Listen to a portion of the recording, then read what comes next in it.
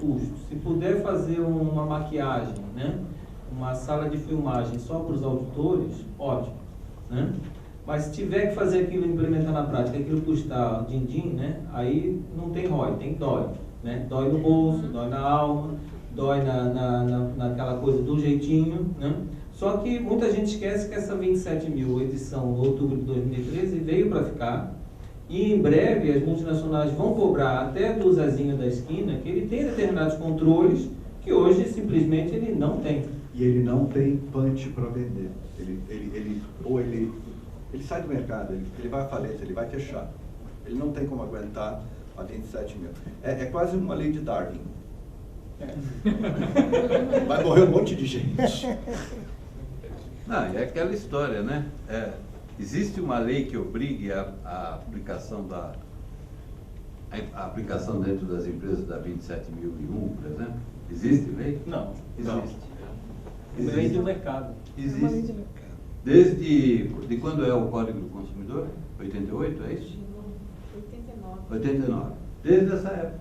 Porque lá diz que se uma empresa causar algum problema, não sei se as palavras são exatamente essas, tá? Por ação ou por omissão, ela vai ter que responder por isso. E se ela não aplicou as normas vigentes e obrigatórias por lei. Ah, mas não tem lei para 27.001. E ela diz em seguida, em casos omissos, aplique-se a lei a ABNT. As normas da ABNT. Então, é obrigatório. Eu entendo que o tema de compliance, no primeiro momento, ele assusta, ele faz todo mundo correr atrás para você estar em conformidade. Aí, no dia seguinte, quando você dorme e acorda, a preocupação seguinte é como é que eu faço isso tudo de uma forma inteligente, eficiente, né? Sem ter uma equipe de 300 pessoas aqui no meu prédio para cuidar de compliance. Para isso, é muito importante ter uma abordagem de avaliação de riscos adequada. O que é risco para a minha companhia? No tema de regulamentação setorial, relação com fornecedores, relação com clientes. Para isso tudo, é preciso ter uma priorização, porque qualquer empresa que já tenha feito aí um trabalho de risk assessment, de levantamento de riscos, você chega lá numa lista de 500, 800 riscos. É impossível fazer a gestão de tudo isso. Então, primeiro, numa primeira camada, atender aos riscos regulatórios, aquilo que é norma, lei, porque se você não atender, você é penalizado. E num segundo momento, você tende para aquilo que pode te gerar prejuízo, e para isso você precisa ter um foco. Se o tema é fornecedores, quais são os seus fornecedores mais críticos, onde você está na mão deles? Para isso, você tem de garantir o ecossistema aí, a conformidade no ecossistema, pelo menos com esses fornecedores que são prioritários. O tema não é simples, tentar simplificar ele é imprudente, mas a palavra foco aí, fazer uma avaliação de risco focada naquilo que é prioridade é extremamente importante. Só complementar um pouquinho, a gente falando dessa questão, com um exemplo. Eu tenho um cliente, uma rede grande, não posso dizer o que é, senão vocês vão saber quem é o cliente.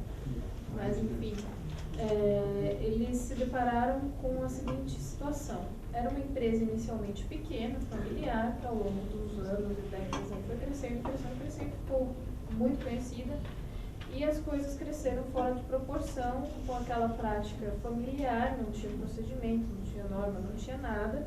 E aí você se depara até como advogado do seu cliente e fala, caramba, você não tinha isso aqui? Você, quando eu vi o teu nome assim, em propaganda, imaginava que a sua situação da sua cozinha era outra, né? E vamos embora, mão na massa. Então, a gente precisa estabelecer algumas coisas básicas de segurança da informação. Não tem nada. Não tem norma, não tem procedimento, não tem política, não tem programas de conscientização. E lida com o quê? Lida com pessoas. Lida com uma informação enorme de pessoas que transitam por essas unidades todos os dias. Informações sensíveis que, dependendo de quem for a pessoa e aquela informação vazar, vai dar um problemão danado.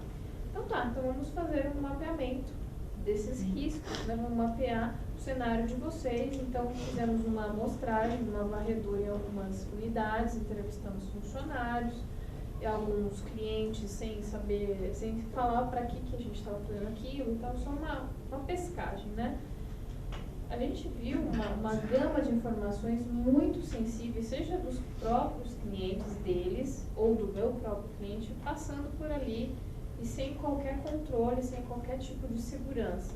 Até coisas básicas de segurança física, de ambiente, como a questão de corta-fogo sempre aberta em unidades que ela estava trancada num depósito para colocar alguns aparelhos, algumas coisas que não estavam mais em uso, virou um almoxarifado, aquele cantinho que deveria ser livre acesso para incêndio.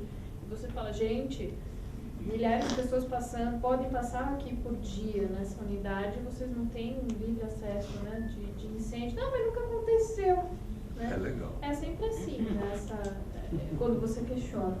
Então, tudo bem. Então, mapeamos os riscos, apresentamos, o dono da empresa ficou quase mais careca ainda do que ele já era de ver a situação. Ele imaginava que não estava dessa forma, porque o conhecimento que ele tinha internamente na empresa não ia até esse ponto, né?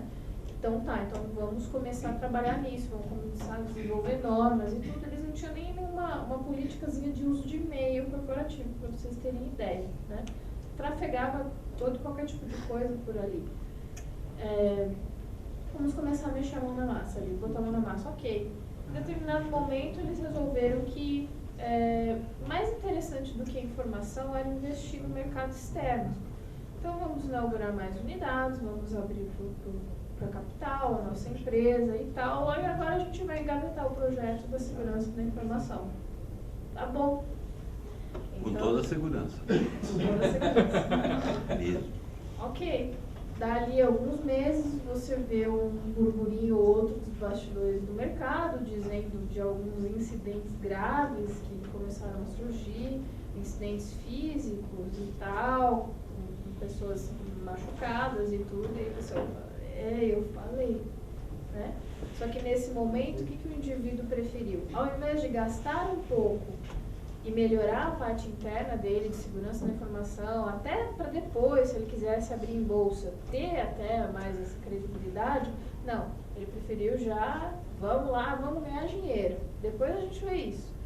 E acontece que esse vamos ganhar dinheiro, depois a gente cuida da segurança, às vezes é tarde demais, né? Então, aquilo que no início seria um custo até que relativamente pequeno, no final, se você deixar para fazer isso muito tarde, vai se tornar um monstro, né?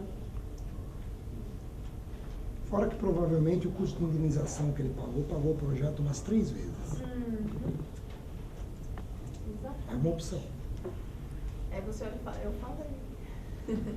E é horrível Eu fazer avisei, isso. É horrível. eu te disse, você pode dizer. O grande problema, José, é isso. Quer dizer, tem muita gente, e é um palheiro.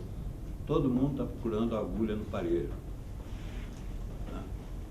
Como disse o Olímpio, e a gente debateu aqui um pouco, está todo mundo procurando agulha no palheiro, mas tem uma grande parte de pessoas que não sabem sequer aonde está o palheiro. Exato. A luz do fim do túnel. Cadê o túnel? Não sabe onde está o túnel. Exemplo, Eu não vou. o avião da Malaysia Airlines, ninguém sabe. Ah, mas ele foi visto pela última vez entrando no camburão da PM. Agora está lá todo mundo. Cadê o Amarildo? E o avião? É interessante essa visão que a Gisele passou, né? Que me lembra aquele ditado Então, que todos os podres da minha área, né? Eu me senti super à vontade de ter advogado. muitas empresas Quem mandou elas ser advogado? praticam segurança da informação. Todo mundo segura a informação, não passa para o outro. Adorei. É a forma mais fácil de você implementar a segurança da informação, infelizmente. Infelizmente, o que você vê no mercado é mais ou menos isso. Mais ou menos. Eu estava numa empresa pequena, o cabo do para-raio, assim, ó, descendo, e do lado um monte de pallet. Falei, pelo amor de Deus, tira isso aí. Descer um raio como se não pegar fogo e sair fácil pra caramba. Pitcox, como é que era? Security by obscurity? Tá pior, não vou falar porque tá pior. A gente trabalha na consultoria, às vezes a gente é chamado para responder só uma pergunta. O cliente tem 400 pontos de risco mapeados e ele me chama e ele traz uma dor, né? Diz assim, isso aqui, só isso aqui, me ajuda nisso. E você vê os outros 399 pontos e você começa a falar para ele, ele não te escuta. Aí você traz uns gráficos, mostra a norma, faz uns PowerPoint, e ele parece que não vê. Eu fico pensando, isso tem que entrar de algum jeito nele. Né? E eu costumo dizer, eu vou dizer com todas as letras, eu sinto muito, né? Aqueles que são mais puros, né? Mas a experiência só entra pelo cu. Só quando o cara se der mal é que ele aprende que ele tinha que fazer aquilo. Ele só vai botar a tranca quando o ladrão entrar, arrebentar com ele quando ele tiver uma multa do governo, quando algum funcionário cometer uma fraude, quando ele tiver uma demanda jurídica, daquelas que ele quase vai à falência, e aí não tem mais o que fazer. Você olha para ele, ele está lacrimejando, os olhos ele está chorando já, a vida dele está por água abaixo, ele quase vai perder a empresa, e você diz, eu já avisei para você há um ano atrás que isso estava no limiar do risco, que você tinha um risco trabalhista, ou você tinha um risco de compliance nessa situação, você não podia ter entrado na Bolsa de Valores sem esse item coberto, sem os controles, você não podia ter feito isso. Ah, mas custava muito caro naquela época. Custou mais caro. O que você quer ouvir?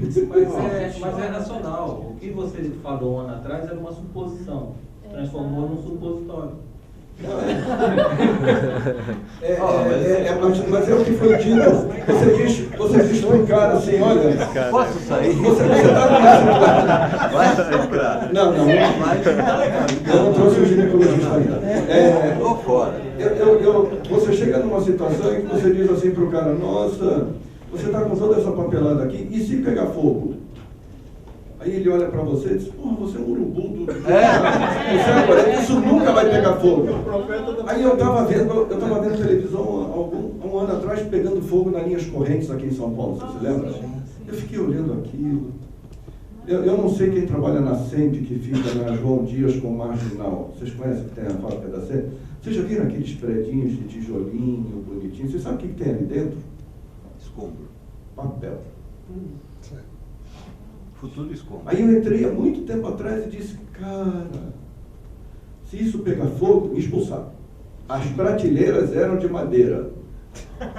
Nunca pegou fogo, mas já inundou 2 vezes. Por isso que outro dia o presidente da minha empresa ele falou para um fornecedor que ele jurava de pé junto que aquilo nunca tinha acontecido. Ele falou assim, tem um amigo meu também que teve um evento inédito na vida dele. O que foi? Ele morreu. Primeiro dia que ele morreu. Nunca tinha morrido antes. Eu costumo dizer assim, todos os aviões caem, alguns só uma vez. Todos os cogumelos são comestíveis, alguns só uma vez. Todos os paraquedas falham, alguns só uma vez. Um dia vai pegar fogo só uma vez. Não tem problema. Não, isso aqui não existe. Olha, é da cultura, é do descomprometimento, é da ganância pelo lucro fácil, é aquela visão do jantar. Você não consegue perceber que você, apesar de estar em abril, você tem o Natal, você tem que juntar dinheiro para comprar os presentes, que o 13º não é para pagar dívida, é para você... Não, ele está juntando dinheiro porque ele vai comprar o jantar de hoje, o almoço de amanhã. A visão é o Brasil. Imediatista. O Brasil inteiro é imediatista. Não é só aqui, não. A SOX foi feita por causa de uma política... A SOX foi criada em função de uma política de bônus que, para mim, era selvagem. Ainda é. Ainda é. Você vê que mas hoje, pelo menos, tem que faliu e tem um monte de caras que trabalhavam para ele, que por causa dessa política de bônus estão... Desabonados. Não, estão abonados. Ah, sim. E o único desabonado é o amigo, quando alguém ganha, alguém perde. É lei do... Em 2008, quando aqueles bancos todos foram à falência, um monte de gente continuou ganhando bônus.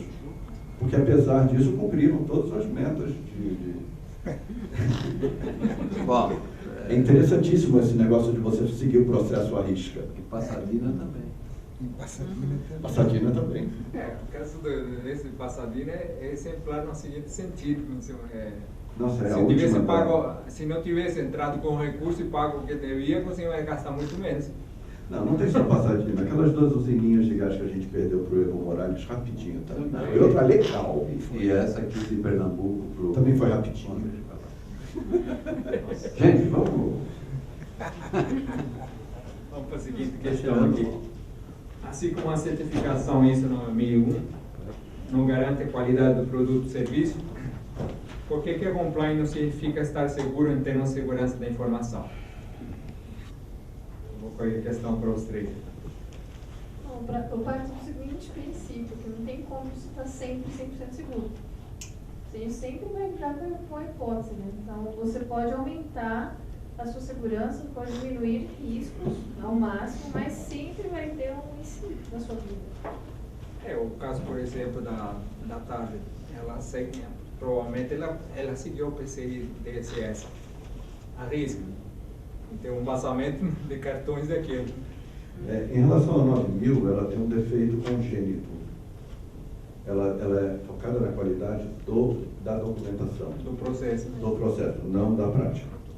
Então, eu vejo aqueles caminhões de mudança caindo aos pedaços com carimbo de ISO 9000, aqueles ônibus de turismo caindo aos pedaços, tudo ISO 9000, é mesmo. Quanto à capacidade de 100% compliance, eu colocaria a resposta mais simples. Esse objetivo de compliance é uma foto. Você é compliance neste exato momento. 5 minutos depois disso, o tempo passou, vulnerabilidades apareceram, novas ameaças foram descobertas, a tecnologia evoluiu, novos produtos, novos serviços, novas práticas de mercado, e você parou, você tirou o sapato, afrouxou o cinto, os caras foram embora, vou relaxar, tomar um esquinho, e nada mais vai ser feito, porque você diz ao mundo que até aquele momento, de quanto é o seu certificado? O meu certificado é de 25 de março. Sim, mas hoje é 26. E o cara pergunta, e só ano que vem agora. Você não vai fazer nada nesse ano? Não, um mês antes eu me coço. Só que é um filme. Novos serviços, novos produtos, novas vulnerabilidades, novas tecnologias, e você vai ficando cada vez menos compliance de novo. Não existe um processo de continuidade. As empresas tratam este processo como um projeto. Quando você obtém, acabou o projeto, a equipe quase que se desfaz. Não é um processo, não existe o filme, o conceito de vídeo, de continuidade. Existe o conceito de bate a foto, muito obrigado, e rua, porque eu tenho mais o que fazer. Sem contar que perde prioridade, que agora eu boto em loja, não quero falar contigo. Essa foi fácil. Acho que sustentar um nível de compliance, ele tem um desafio porque isso envolve custo, envolve pessoas, envolve atenção, foco. Nesse sentido, eu acho que eu volto ao tema. Qualquer executivo, qualquer acionista, qualquer administrador de uma empresa, ele precisa ter foco naquilo que é compliance para ele. Se ele tiver foco, eu acredito que, e aí poder colocar custo, colocar pessoas em cima daquilo. Isso é a forma de atuar, não é mais pelo jeitinho, né? Acho que todo mundo aqui tem pontos, falando muito aqui da questão de jeitinho. Jeitinho já é inadmissível, né? Acho que é uma coisa que a gente não pode aceitar na nossa profissão, nem de quem atua com a gente. Jeitinho é coisa do passado. Se as empresas brasileiras estão evoluindo, esse jeitinho cada vez mais vai ser para gente pequena. Para pessoas que atuam de forma séria, o jeitinho não serve. E para isso, um executivo que atua não pelo jeitinho, ele sabe que dos 800 riscos que ele tem 5, tem 10 ali que ele não pode pisar na bola. E aí ele tem que ter uma atenção contínua, não mais na foto, né, como o André falou. Colocar a questão de compliance, cada um na visão de suas empresas. A gente vem com que implementa, e levar à frente essa questão como um elemento de governança corporativa, né? Bom, para mim, a palavra principal de compliance para mim é continuidade. Não basta você bater os checklists e colocar as pilhas de normas e ABNTs e tal, e estamos de acordo se você não tem esse hábito, né? No dia a dia, nas atividades, nas práticas, na conscientização da equipe, se o funcionário não sabe nem o que significa compliance, né? A questão da segurança jurídica também. Então, quem trabalha com isso também vai ter aquele olhar para dentro, né? Ao mesmo tempo que você oferece isso para o seu cliente, ajuda o seu cliente a implementar essa parte, será que você também ali na sua empresa, no seu seu escritório você pratica isso, você tem isso, pelo menos um mínimo, né? Eu acho que o principal é começar. Como a gente comentou aqui, é difícil, é um assunto complicado de se trabalhar, a gente tem muita barreira, muita dificuldade, mas a partir do momento que você der o pontapé inicial e começar a mexer, a coisa vai andando. Então, para mim, a compliance mais do que nunca é não só uma necessidade, mas também é uma questão de continuidade. Normalmente, quando eu não estou na empresa, eu consigo perceber ela cuidando dos afazeres do dia a dia. Eu consigo ver ela trabalhando os processos que suportam a operação, eu consigo ver ela no maior patamar da organização falando comigo ágil. Quando a gente é chamado e o assunto se torna compliance e ele tem a dor, né, de que eu preciso colocar controles, eu preciso estabelecer alinhamento com o SOX ou com a 27000, eu sempre tenho a curiosidade de perguntar assim, mas por quê? E a TI, ela tem dificuldade em responder, porque é uma coisa que veio de fora para dentro. A TI não tem a cultura do compliance. A TI cuida do dia a dia, keep it running, mantenha isso rodando e não deixa parar. Não precisa nem documentar. Não tem nada. Quando eles falam de compliance, a minha primeira preocupação é assim, vamos aculturar, vamos entender o que está acontecendo, vamos entender que hoje vocês estão numa posição que te permite tomar café, almoçar e jantar. Mas se o teu negócio te deu uma demanda, é porque o teu negócio está tirando você dessa posição de conforto e está querendo chegar a algum lugar. Ele quer abrir mais lojas, ele quer aumentar o faturamento, ele quer fazer a fusão com alguém, ele vai comprar alguém, ele vai para a bolsa, ele está com um novo serviço ou produto que demanda novas compliance com outras normas e procedimentos, e você vai ter que acompanhar isto. Então se prepara, porque você vai ter uma atribuição além do teu dia a dia. E essa atribuição não é um projeto, essa atribuição vai ter que ser para sempre. A menos que o negócio mude de ideia no meio do caminho e tire a prioridade do conceito do compliance. No momento em que ele entende que a vida dele mudou, que ele agora não pensa mais no presente, ele tem que pensar no futuro da empresa, que ele vai receber dinheiro para se tornar compliance, então a palavra custo deixa de funcionar somente como custo dia a dia, ele recebe investimento, que ele tem duas contas agora, ele tem uma conta de investimento para acompanhar as ideias do negócio, e ele tem a conta custo para o dia a dia. Essa TI cresce, essa TI imediatamente tem o clique da maturidade, funciona. Se ela não te ouvir, é sentar e esperar, porque o evento desastroso em algum momento acontece com ela. É sentar e esperar. Ela não tem capacidade de entender ainda o que é compliance. Ela vai penalizar as ideias do negócio, quando o negócio não penaliza ela.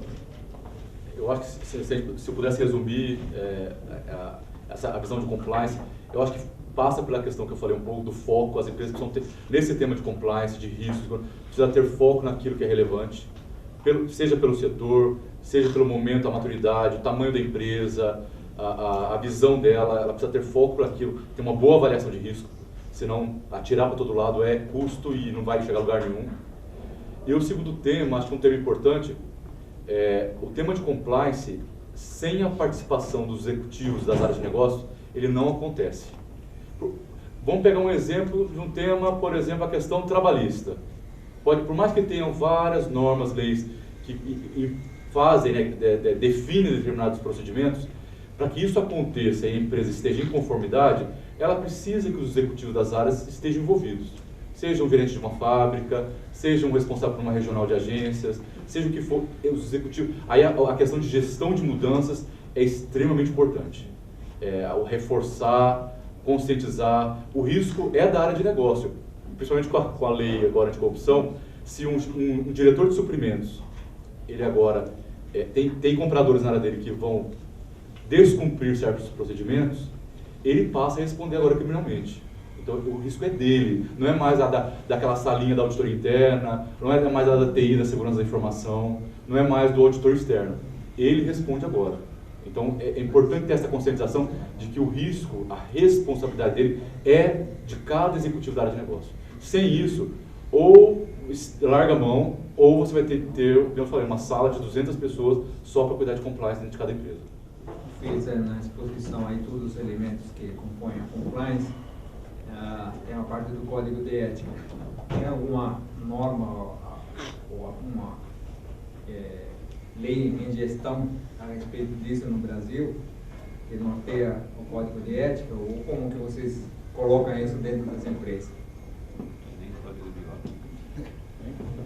Tirando a parte de código de ética profissional, dentro de empresas, até onde eu sei, não tem obrigação legal.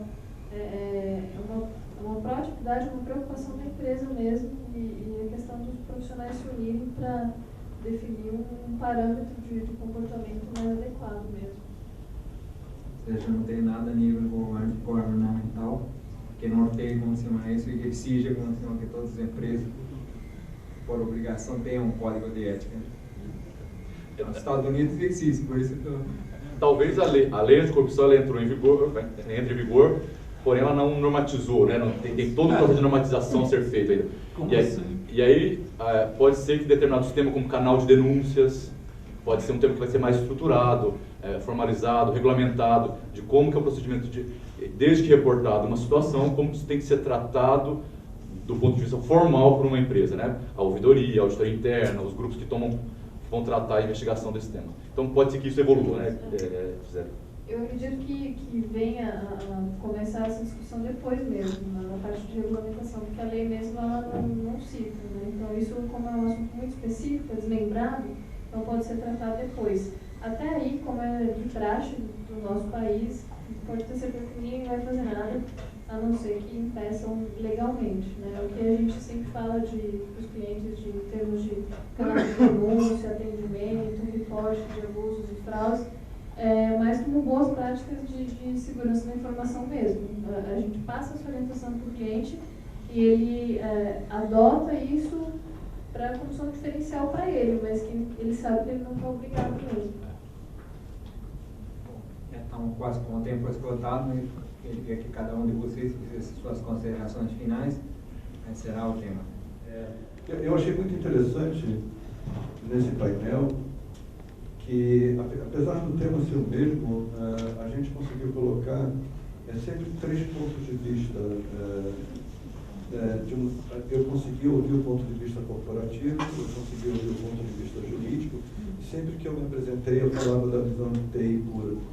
Isso eu achei muito interessante, e a conclusão que eu tenho é que, independente de ser compliance, você tem ela permeando a empresa inteira com diversas facetas do mesmo objeto.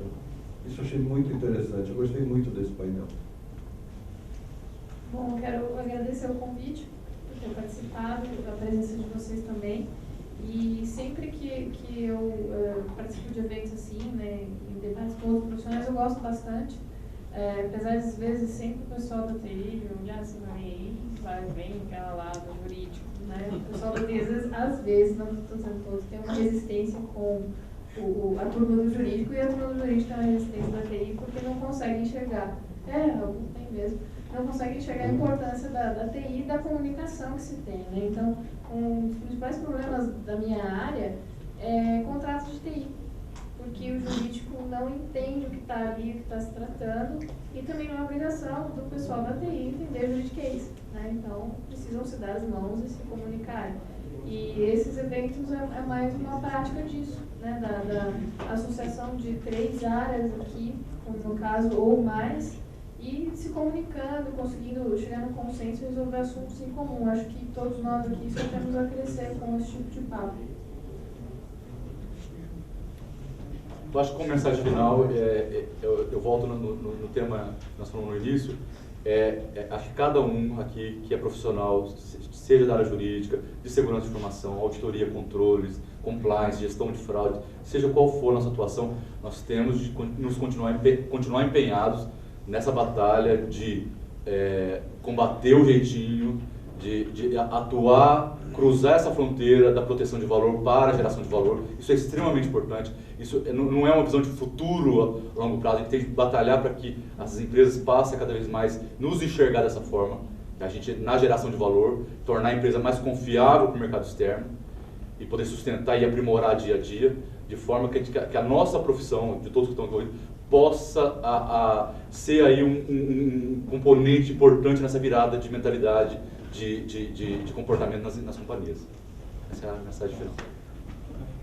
Em nome do IDET da ISA, gostaria de agradecer a presença do Claudinei, da Gisele, do André, no painel de compliance. Foi bastante produtivo e esclarecedor. Aí, embora o tema